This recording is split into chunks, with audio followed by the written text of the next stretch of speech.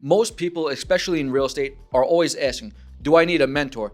Do I need an accountability coach? Do I need somebody that's on my ass on a regular basis? The answer really is yes and no. If you can hold yourself accountable and actually know on a daily basis what you need to get done, that's all that really matters. An accountability coach is literally somebody that you can call on a daily basis, weekly basis, and you're setting goals and you're actually following through with them because you don't want to say, hey, I didn't do this on my next call. But if you can actually do it on your own, then no, you don't need an accountability coach. Do you need a mentor? Well, if you want somebody to look up to, if you're totally green in any industry, you always will get there faster if you're able to follow in someone's footsteps and see how they go on a daily basis, what they do to bring in business. So hiring a mentor in the beginning could be a great thing.